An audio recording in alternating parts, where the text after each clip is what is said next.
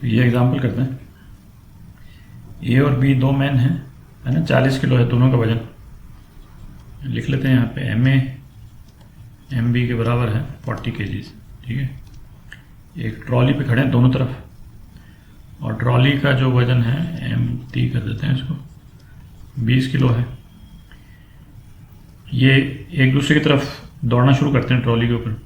ठीक है, अच्छा, velocity of B as seen by A, तो velocity of B as seen by A, ये 10 मीटर पर सेकंड है टूवर्ड्स हिम, है कि नहीं। मतलब ए बी को देख रहा है कि ये 10 मीटर पर सेकंड की स्पीड से उसकी तरफ आ रहा है, तो इसका मतलब नेगेटिव एक्स डायरेक्शन में है बी की velocity as seen by A, तो -10 मीटर पर सेकंड, है ना। -10 आई भी लिख सकता था मैं, बट वो -10 है ना, वो सफाइस, मतलब यदि आपको आइडिया है कि यहाँ पे इस तरफ जा रहा है तो ठीक ही है।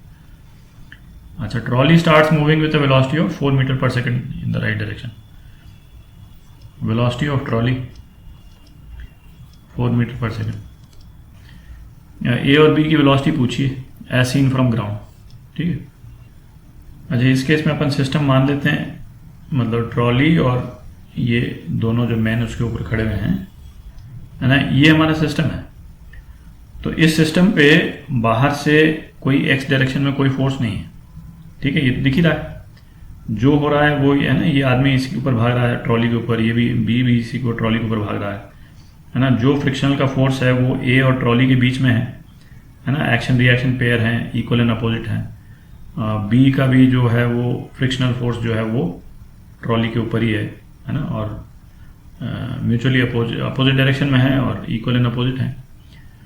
तो एक्सटर्नल फोर्स कोई भी नहीं है एक्स डायरेक्शन में, एफ एक्सटर्नल एक्स डायरेक्शन में 0 है।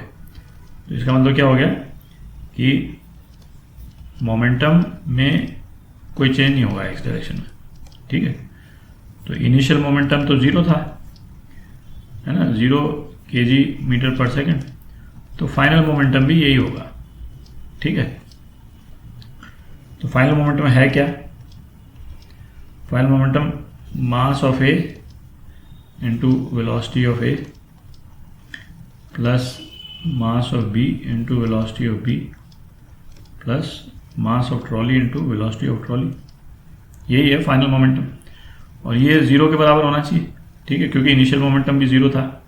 ठीक है, अच्छा, अब इसमें क्या है, एक चीज मतलब जो देखने वाली ये है, ये जो वेलोसिटीज जो अपन लेते हैं ना, V A V B V T, तो इनको है ना एक ही फ्रेम ऑफ रेफरेंस से, जो कि या तो रेस्ट पे हो या कांस्टेंट वेलोसिटी से चल रहा हो, मतलब इनर्शियल फ्रेम होना चाहिए, वहीं से मेजर करना जरूरी है।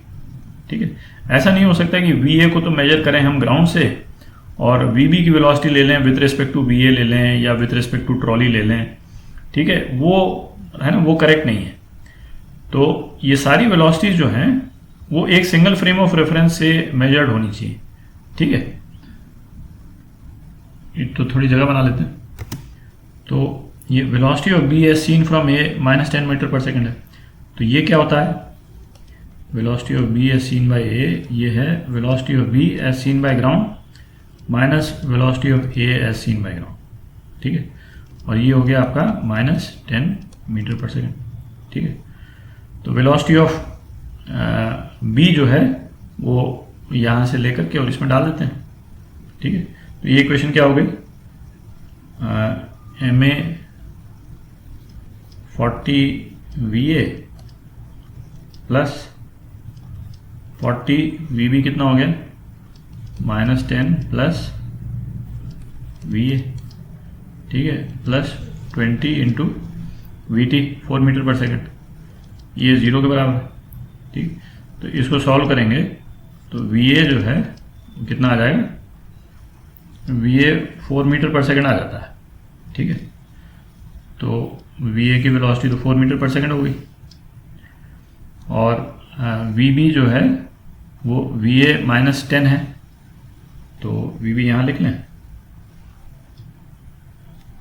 वी बी जो है वो यहाँ से -10 प्लस वी ए है, कितना हो गया, 6 मीटर पर सेकेंड, ये विद रिस्पेक्ट टू ग्राउंड, और ये विद रिस्पेक्ट टू ग्राउंड नहीं चाहिए था अपने को वेलोसिटीज, ठीक है। ये आपका आंसर।